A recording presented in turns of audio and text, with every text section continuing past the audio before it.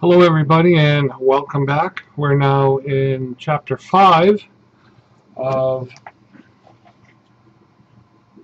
Murach's MySQL book, which means we are finishing up module number 2 for the CSC230 class, or week 2.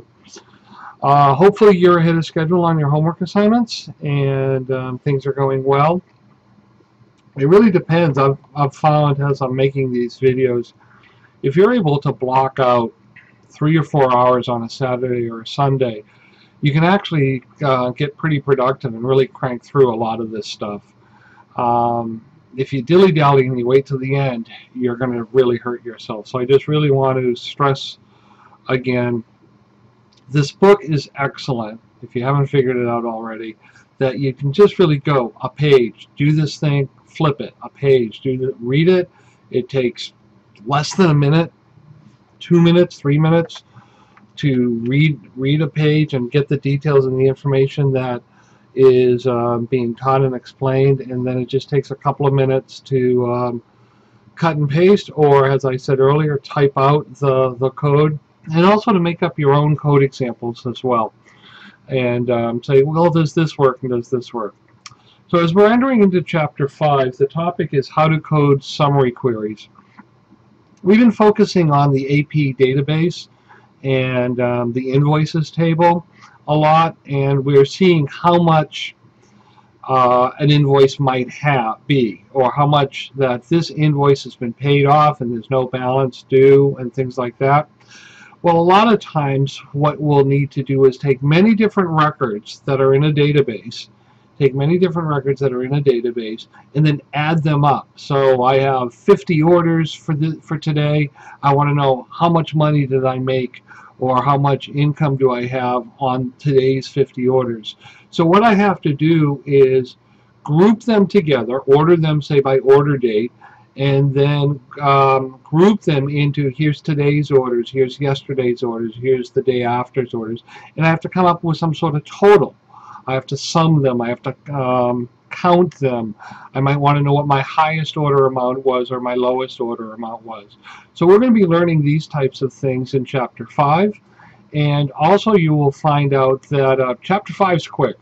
This will be so far one of the shortest chapters that we've gone through, because it's actually pretty easy. By now you've got a good handle on writing select statements, joining tables, and the where clause.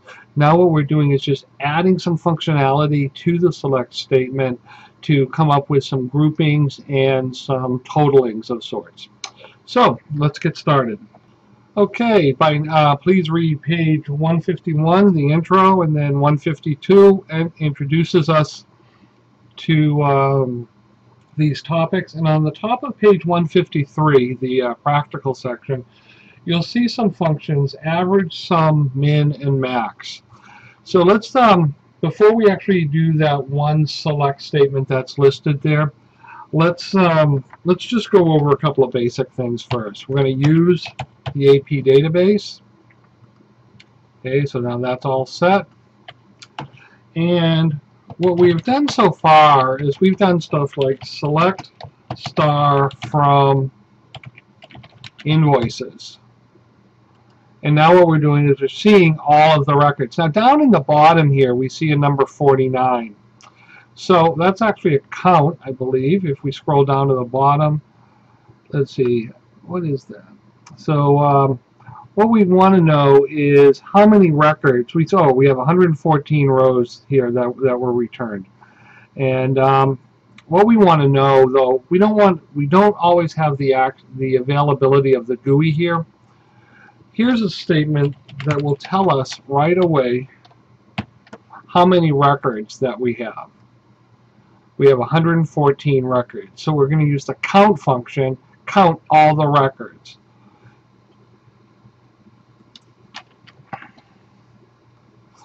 Going back,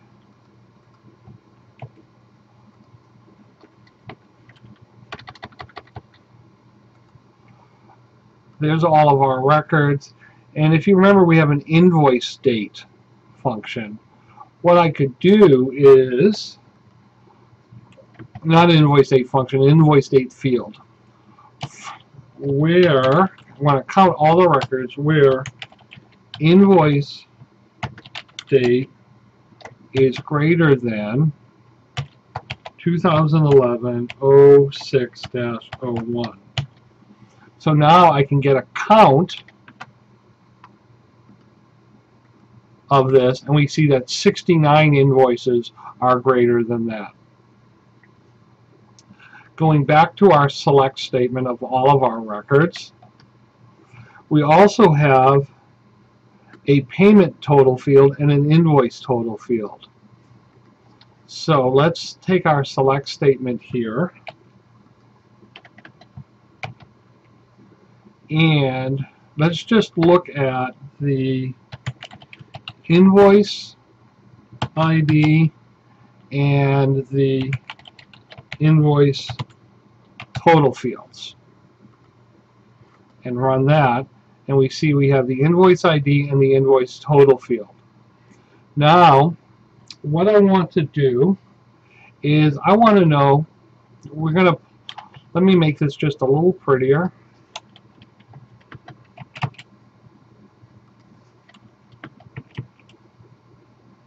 I'm going to do some things with the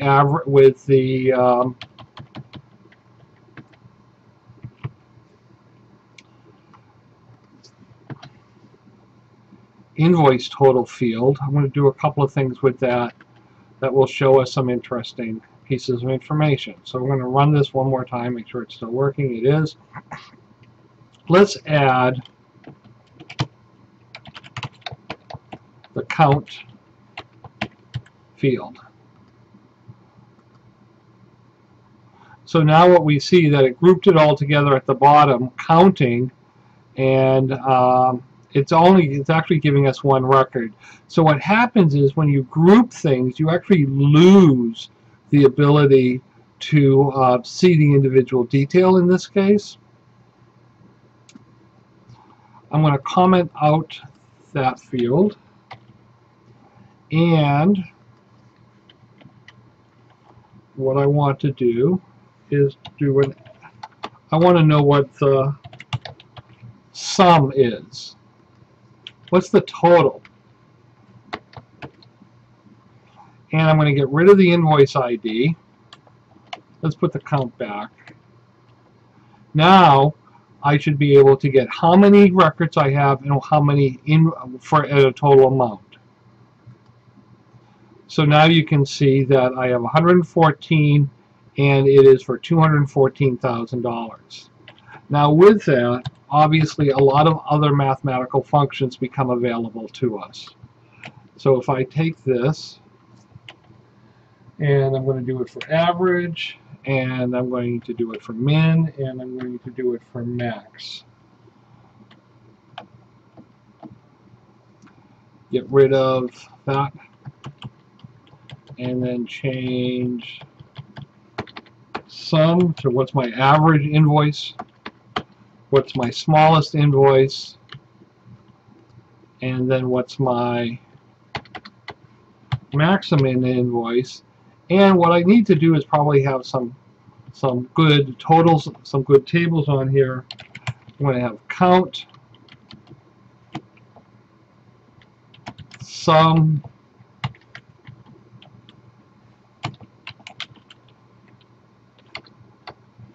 average, min, and max. This way I get some column headings there. Notice that my column headings are there, and I can see I have 114 records for a total sum of $214,000. My average invoice is about $1,800. My smallest invoice is $6,000, with my largest invoice being $37,000. So that's using the various functions that are available to us. Now what we can do is add this little where clause here, and we can see that while we're doing these functions, we can actually add this where clause,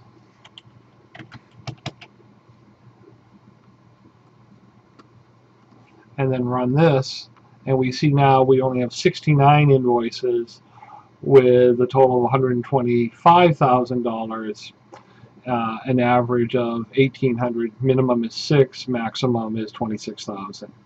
So you can see that all the things that we've learned so far basically all can keep being used and added to the various select statements that we need to accomplish our goals. Let's go ahead and grab that select. We're still in the AP invoices. Let's grab that select statement from page 153, type that in, and we're basically doing count has number of invoices. We've got a couple of fields here, and it's total due from the invoices table, and we're basically wanting to see where are all my invoices, that people still owe me some money, invoices that are greater than 0. So if I run this, I have 11 invoices that are greater than 0. And I think I still have something in my buffer that if I add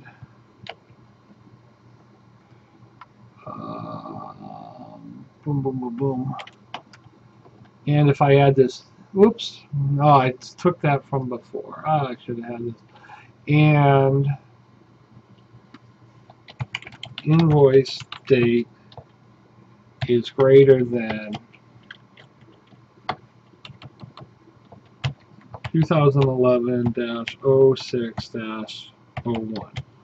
So here I want to come up with all of these invoices, and now I only have 11. If I remember, I can play with my where clause by commenting out some lines and running it, and it looks like basically all of my invoices are newer invoices. Yeah, so that happens to be the same, so this is true. I guess, what if I change this to less than? I think this number is going to go up. Oh, it goes down to 0. And that I can also add an OR. This will give me more invoices. So it depends on what business problem you're trying to solve, and that you think through your logic on your various where clauses. Okay, on pages 154 and 155, it goes through basically the aggregate functions that we had already, I had shown you quickly kind of on an ad hoc basis. And I'm going to just basically cut and paste and run those real quick. So here's the first one. And what's interesting here is this part of the select date, this is allowing you to hard code some information that if you want, notice this way you're kind of giving some information and you're displaying that in your column. It's kind of interesting. So just to prove a point, I'm going to put the word Paul right here, and I'm going to run it again. See how the word Paul appears there? Depends on what you're trying to accomplish. We have the count. We're rounding here. We're adding a round function to the average, and when we're rounding it, we're doing it to 2 decimal points. Now we have a invoice amount that's readable, and we have the sum, and from the invoices table with this query being this certain date. Let's run the next one. Basically it's almost identical. Now it's using the min and max functions.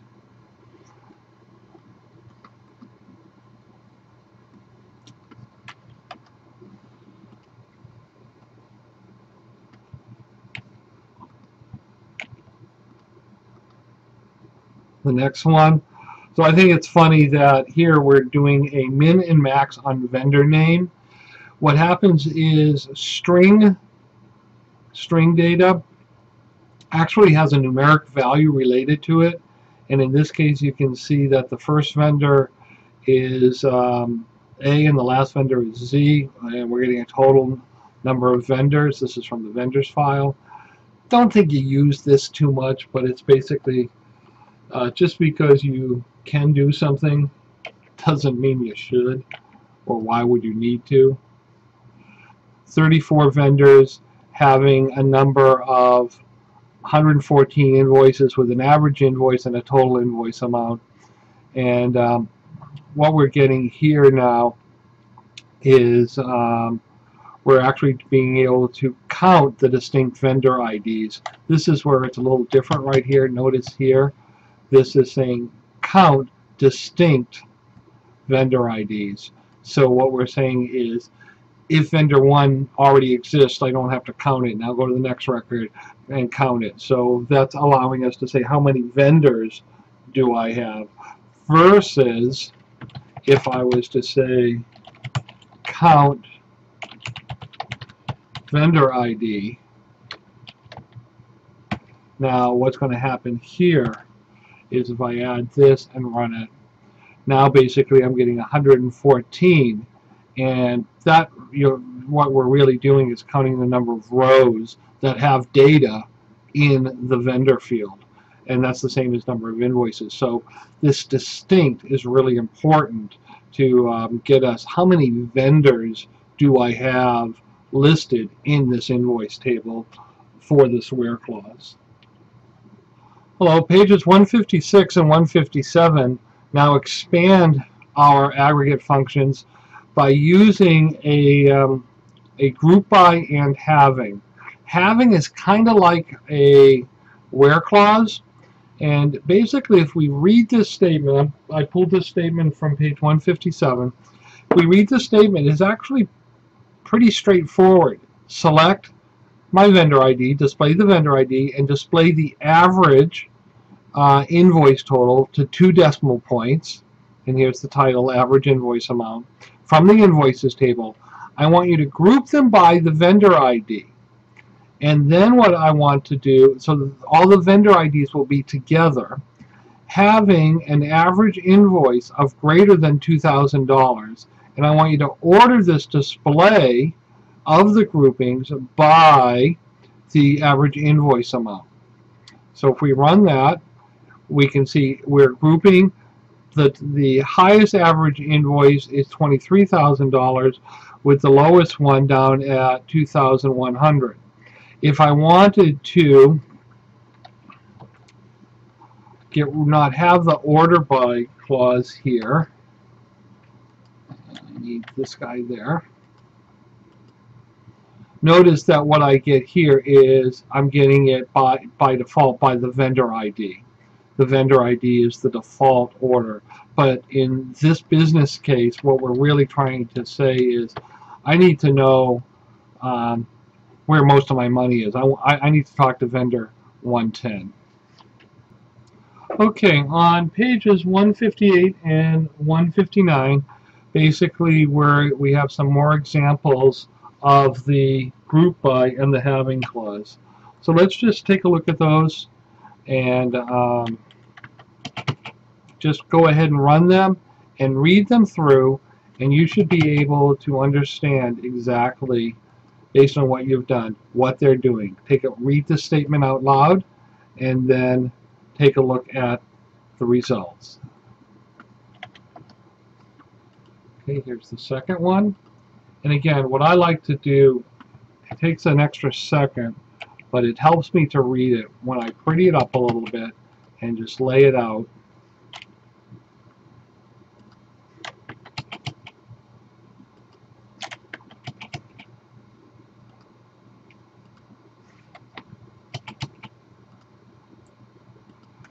And you can see here we're actually using a join where the invoices and the vendors table is joined together.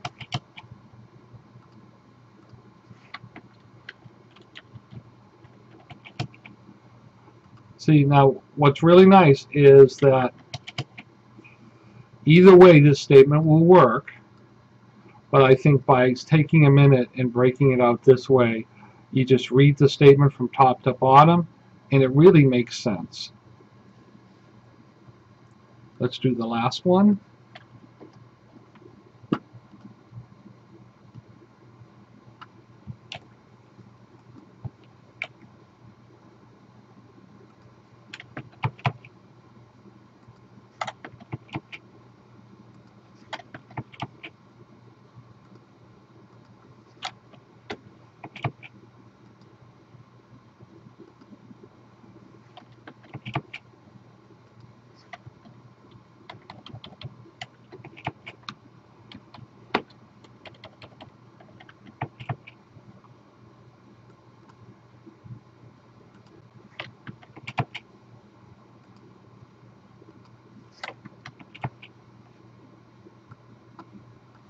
Now read that through, execute it, and look at the results.